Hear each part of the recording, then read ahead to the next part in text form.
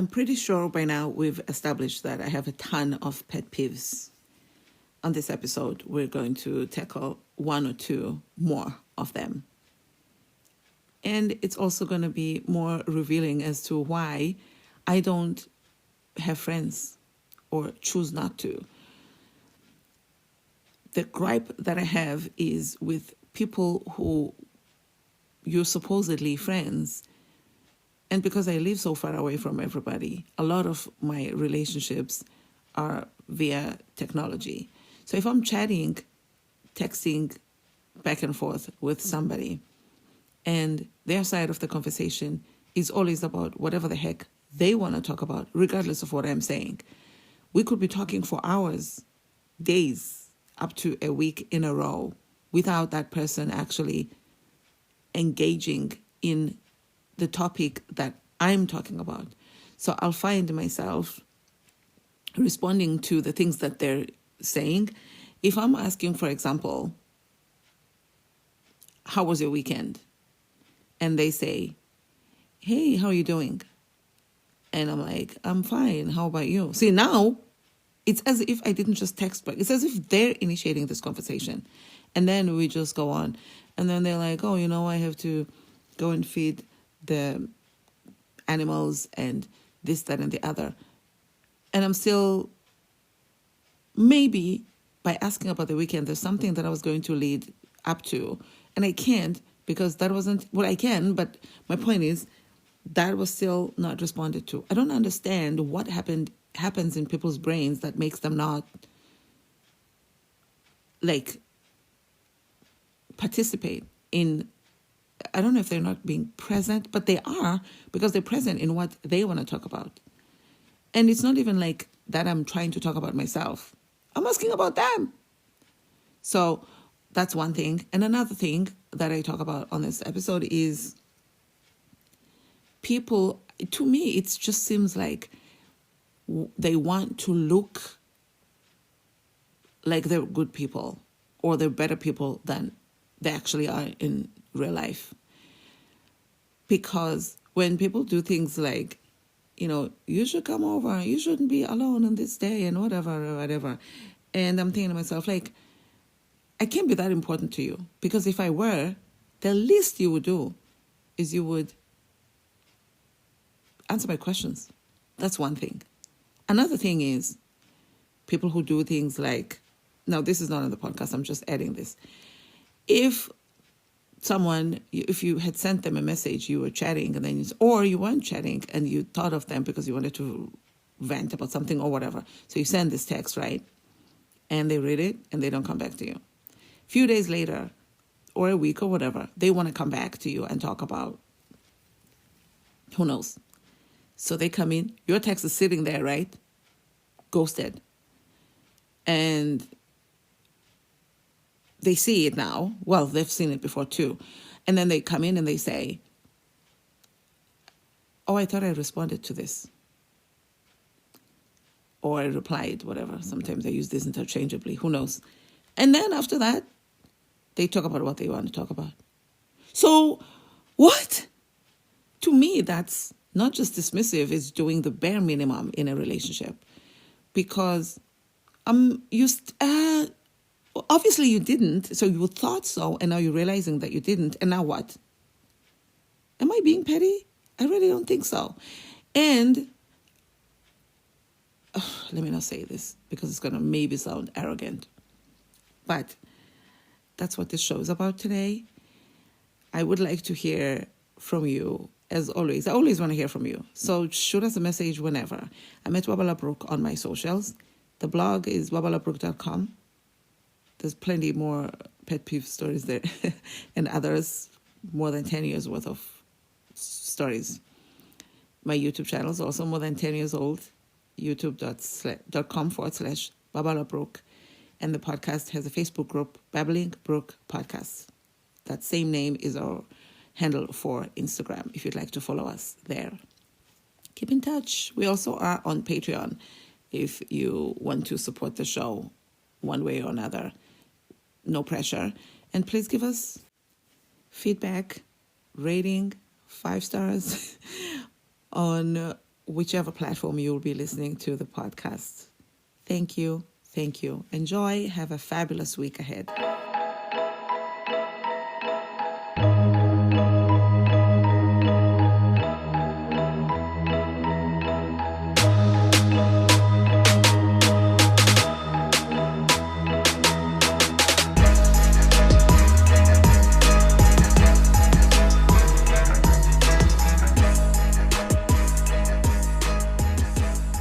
I just realized that the last recording that I did on October 28th, 2022 was 46 minutes long. I have no idea what it could have been about.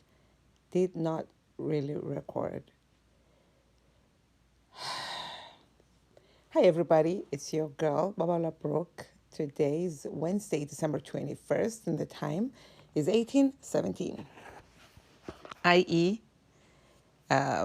obviously 17 minutes after the 18th hour, which is 6 p.m. I'm in my room in Southern California. It is freezing. Currently, I'm under the blankets. I should go exercise a little bit for a few minutes, but I'm just so cold. I got out of bed and I went and made dinner, second dinner. And then I came back to bed. I shouldn't be sitting with the heater on right now. It's like the last thing that you should be doing when it's time to get out of bed to make yourself super, super duper comfortable.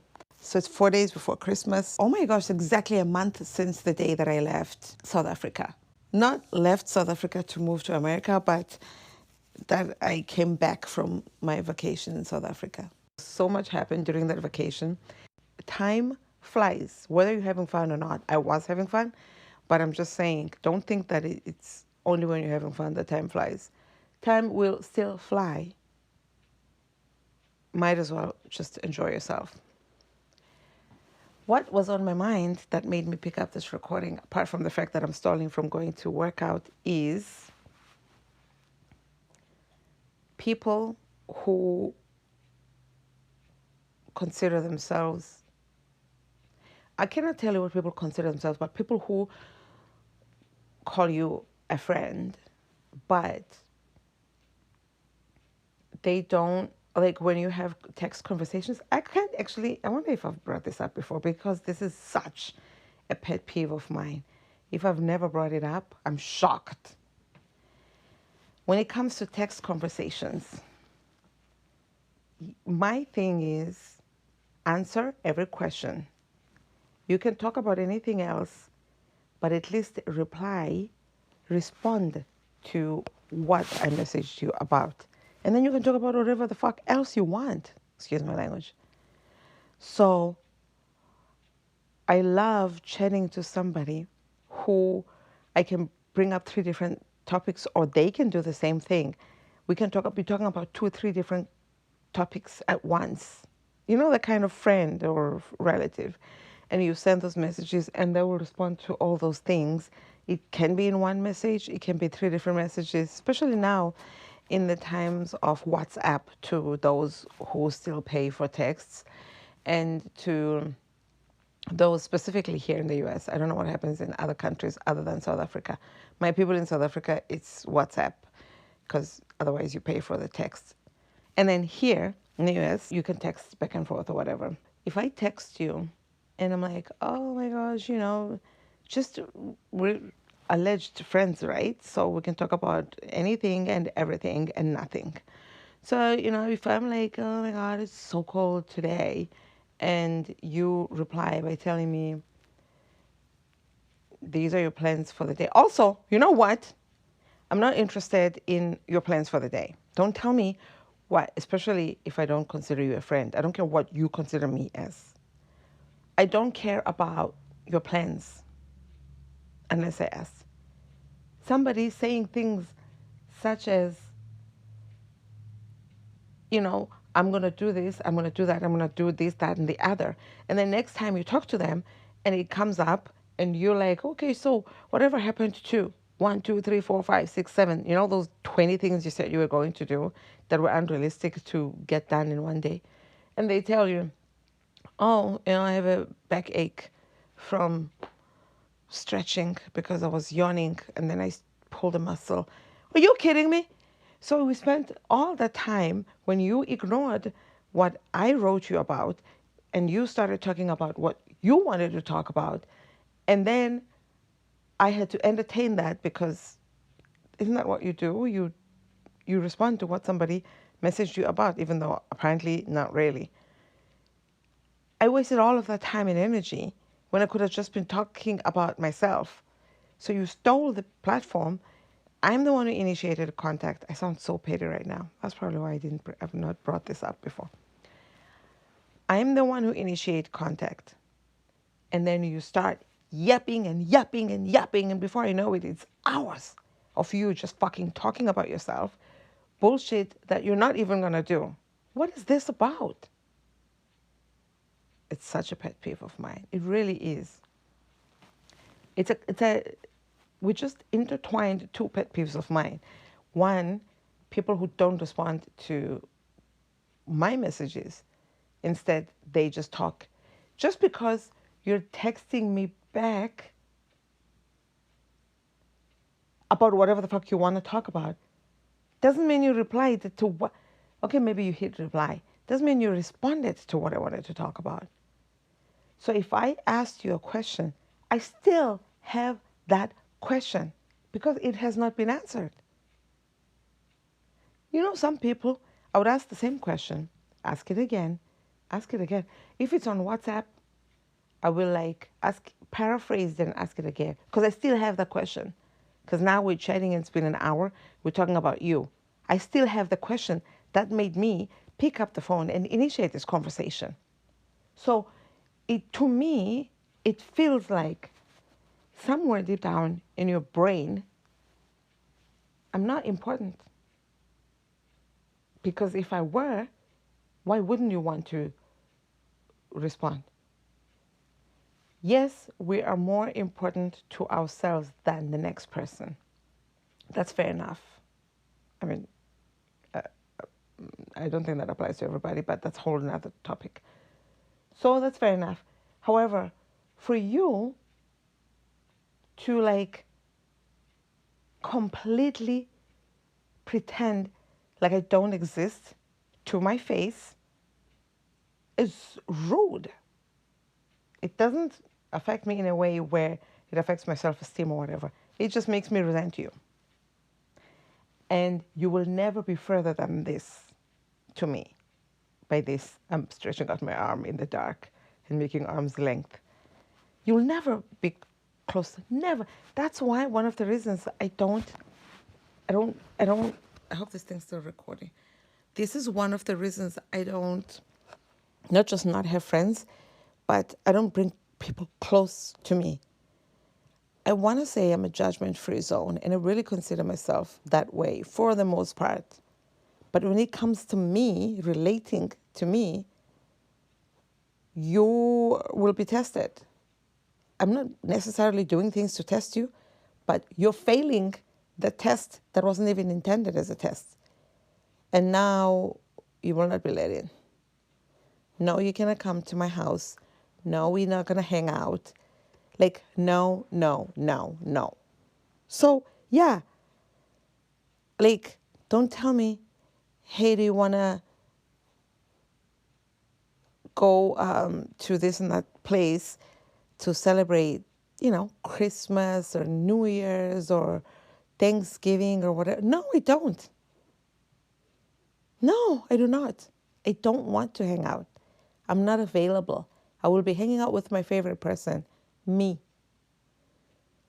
For me, I just feel like somebody who wants you to come and spend time with them, on weekends or whatever. I understand that, I don't know. This is a whole nother topic I'd have to do some other time. But my point, just to wrap it up, that point, this is where I was going with that. When you choose to live by yourself and you choose to have no friends, and somebody wants to do friendly things with you, it's like they're trying to say, that decision that you made is not a right decision when you decided to live by yourself and have no friends and have no associates. That's what I think. I have some kind of it's not a flu anymore because I got sick when I was in South Africa. 2 weeks in, I got sick. It's supposed to take about 2 weeks. A few days to a week later, I felt a little bit better, so I traveled some more and whatever. So I was better, but I wasn't fully recovered. And when I came back, I felt like I was almost recovered, and then I started getting sick, like a fresh. I had the new symptoms of the same thing that I had, and now, at this point, I'm like, but that only lasted like less than a week, just under a week. It was like I was really sick. My whole body was sore. My chest, I was coughing, blocked nose, everything. I didn't go to the doctor or anything. I didn't take anything. And then I felt better in less than 7 days, like I said. And then my voice is still not 100% back since when I was in South Africa. Like, I don't understand what the heck is going on. People are like, oh, maybe we have the new strand of COVID. I don't know when I'm going to put this episode up, if I ever will, and when you will listen to it. Maybe by the time all of that happens, if it does happen, you will be like, COVID, what the heck is that? I wish, right? So that's what was on my mind right now, because Christmas is around the corner. And I'm like, I'm not interested in Christmas invites. Like, I do appreciate people saying, oh, you're going to be alone. The appreciation is like a backhanded thing for me. Oh, you're going to be alone? Like, won't you come and spend Christmas with us? Why? Why should I spend Christmas with you? For what? What about the 1st of January, the 2nd, the 3rd, the 10th, the 20th of February, 31st of March, the 18th of June? Like, what about all the other dates? Why specifically the 25th of December? You think that maybe I shouldn't be by myself? What about all the other dates? Right? I cannot be alone in this, folks. For me, it seems like if you think, it's like saying, oh, you're single, why don't you come have sex with me and my husband? Right? How is that different? Oh, I think that's amazing. Actually, I need to post that on Facebook. I think that is exactly, I like to do like analogies, whatever that word is. Because how is that different? It really is the same as saying, yeah, you're single, therefore, probably are not having sex. I have a husband here, come have sex with my husband. That is not how life works. Also, like, what? No. I did kind of want to go on one more trip before the end of the year. And I need to actually remind myself that Christmas is not the last day of the year. There is still a whole week before the year's end. What? I would have wanted to go like on like a weekend trip tonight away or whatever, something like that. I did look at here in California, not too far because it's just 3 days, or Vegas, which you can never go wrong. But obviously, being the time of the year, it's peak rates anywhere you go. I know there's this thing, to me it feels like a myth that Vegas accommodation is cheap. Where? Like on Google, the sponsored ads where they say it's $20 to stay in a hotel, and then you click on it and it's $185 resort fee per night or whatever. Okay, it doesn't, to me, oof, doesn't match my neck, hurts so much. For those who may not know, I sell clothes online, and I keep finding things that I like, keep slowly taking things out of my closet. The pace at which I'm taking things out of my closet to sell versus the one that I'm taking things into my closet, they're not directly proportional. So I don't have room pretty much at all. And also the pace at which after I do laundry, I put things away. There is no room away to put the clothes. I do have actually a closet that's empty. No, I don't. I already am using too many closets. I don't want to add one more closet. Currently, I just use two closets, and I think that's fair because one of them is small. But I don't want to use one more closet. That is, I actually want to narrow it down to one closet. You don't move from the minimalistic lifestyle to the complete opposite. I think let's not do that. So anyway, those are the two things that were on my mind.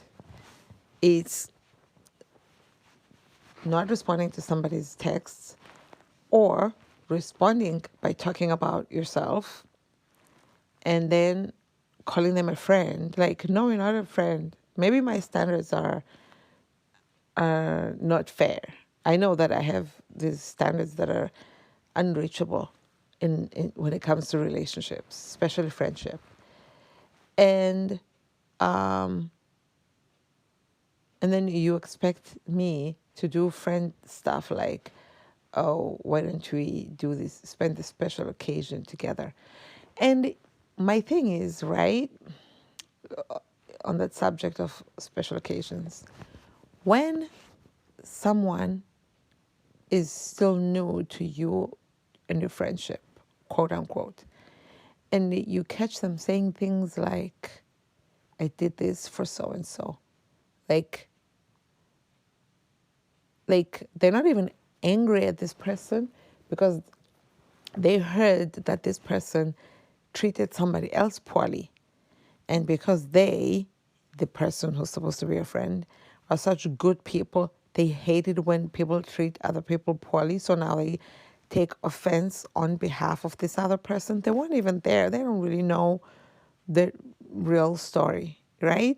Or give the the person that they know the benefit of the doubt. But they say things such as, oh, how dare so-and-so treat so-and-so that way? Or let's make it simpler. You, in this case me, let's say I tell this new friend, oh my gosh, so-and-so treated me so poorly. I was so gutted. And the new friend is like, oh, so-and-so is forgetting what I did for her. She is so unfair. I can't believe she did that to you. Or do you want me to confront her? No. This has happened to me a few times already where people offered to fight my battles for me. No, don't do that. That is, it's not who does that? It's not a good look on the person who's offering to fight somebody else's battle for them. And it just looks like I can't fight my own battles.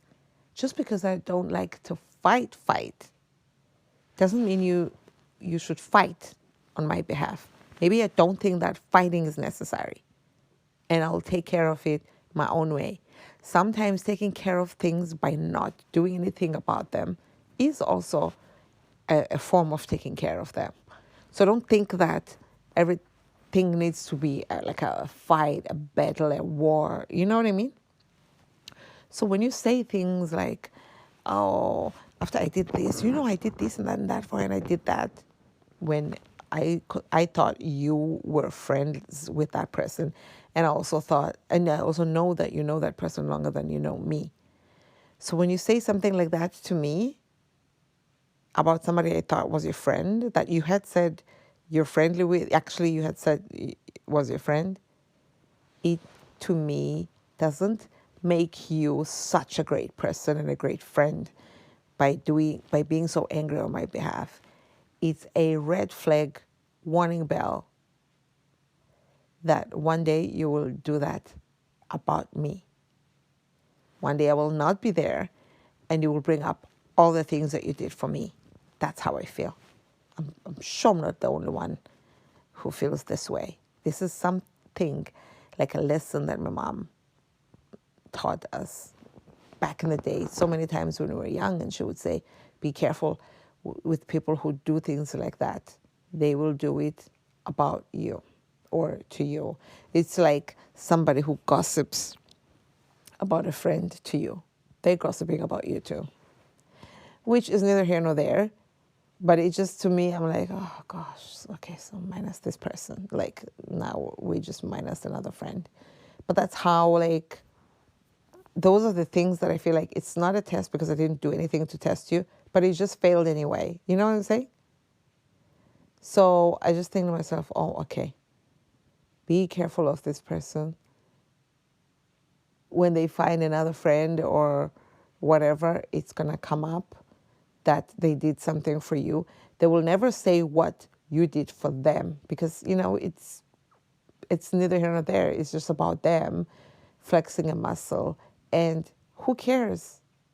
And for me, it doesn't make me not like the other person just because you just told me all the things that you did about them. It makes me judge you. Like, how dare you? Right? It's like when somebody tells you something negative that was said about you by somebody else.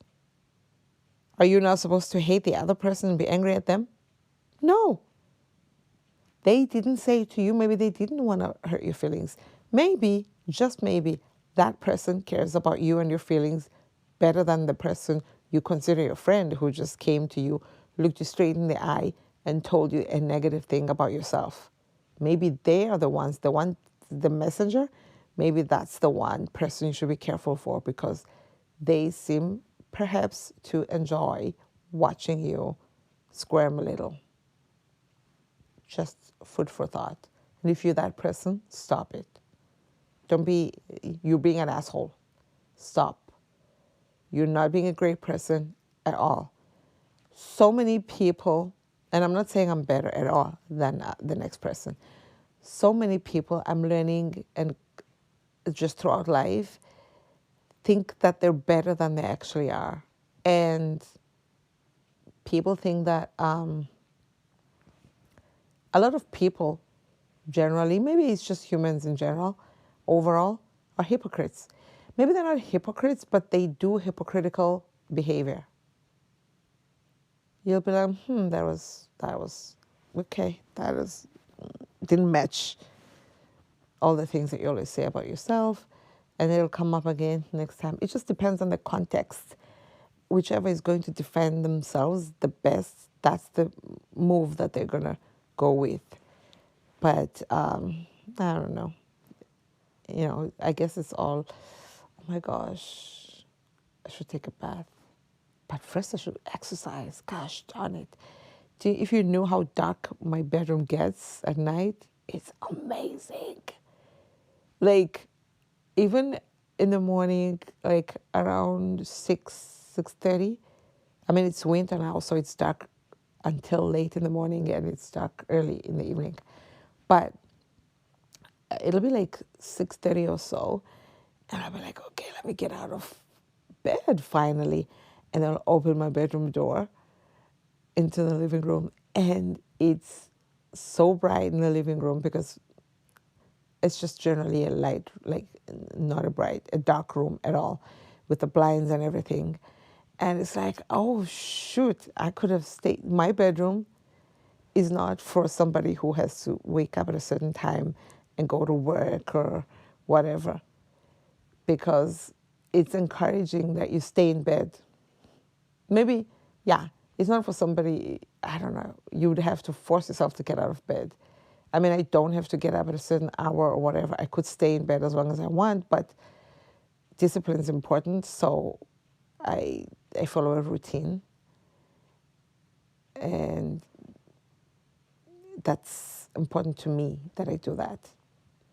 I don't know what would happen if I stay in bed as long as I want. I did that on Sunday. I tried that. And then I was like, actually, I did do that this past Sunday. Normally, I work like 7 days a week. Just like a little less little less work mode on Saturday. I'll do only a few listings, and then the rest of the day is like cooking, cleaning, tidying up. I can never finish tidying up. My house is still so upside down. But then Sunday, I'll do much less work, maybe a couple to 4 listings, and then I will do house stuff. But then I will also finish like early, and then spend the rest of the afternoon, evening, etc., in my bedroom, just hang out, watching TV and stuff like that. But this past Saturday, I just felt so tired. So I stayed. I wasn't sick. I just was tired. So I just hung out, just ate. I would just eat, come back to my bedroom, eat, come back, and just hung out. And I slept more than 12 hours for sure. I just slept so much. And Monday, when I woke up, I had all this energy, and I like overworked myself. I had to make myself stop around 6 p.m. Stop moving, no more stuff. I like got so much done, even after finishing like working, got so much done around the house. But I had to force myself, okay, 6 p.m. stop, because I started my day early. So I was like, stop now, otherwise you will deplete your energy for tomorrow, and it's only Monday, right? Anyway, somebody texts you, please, this is a PSA. Try to go back to their message and respond to what they texted about. Because they will still have that concern, they'll still have that question, they will still have that thought. It was never addressed. Don't ignore people and make them feel like they're less than. Maybe they won't feel that way, but it makes it look like you think that they're less than. You're not better than the next person. They're not better than you. Let's all like be fair. And sometimes I'm learning one of the things that I've been doing. If I was the last person to message you, sometimes I would message the person again first. No, now I leave it there. I leave that last message mine. And let's see, if you want to talk to me again, you're going to go there and you're going to find my messages sitting there. Some people don't even give a fuck. They come back weeks later after they didn't respond, and they just fucking talk about whatever the hell they want to talk about. Your last message is sitting there freezing because nobody attended to it, and snow all over it. They don't give a shit. They talk about what the fuck. And it's not even self-serving. It's just about you. They'll be like, oh, how's your family? How's your whatever? Like, oh my God, they're such great friends. No, you're not. Okay? My message is still sitting here not being replied to. I have such a problem with this. Like, if I've asked you the same question, paraphrase it, ask again and again. If we're on WhatsApp, I will click reply and I will point up with an emoji to that question. I've talked to people who will not respond even if I bring the same thing up 3-4 times. At this point, I just get so like obsessed with, are you not seeing this particular question, or are you intentionally not answering it? And then I will say it, tell me something, and they'll be like, what are you talking about? And I'm like, what the fuck? Then I'll take a screenshot and underline all the times that I've brought this thing up and you've ignored it. Some people, they will address everything except that one thing, and then I'll bring it up. It's not even something important. It could be when you're going back to work. And then we'll talk about other things and I'll bring it up. So when you go back to work, and then they'll talk about everything but that. And then I'll be like, so are you back at work yet? Talk about everything but that. And then I'll be like, sorry, I have to ask you this. Are you intentionally not answering this thing about going back to work? Or are you coincidentally not seeing all the messages about this particular thing? And they'll be like, oh my gosh, I have no idea what you're talking about. And then I'll show them and they'll be like, wow, that's crazy. And then maybe they'll respond, maybe they won't. And another thing, maybe we'll talk about this some other time. When you, okay, you know what? We'll talk about it some other time. Please don't be a texting a-hole. And have a great holiday season, whichever year you're going to hear this. And stay warm. Thank you for listening. I'm going to go and exercise now. Bye. I'm on all social media at Babalwa Brook. And I have a blog and a YouTube channel. You can check those out too. My store on eBay is The Lovely Brook, just as you spell it, The Lovely Brook. Thanks, bye.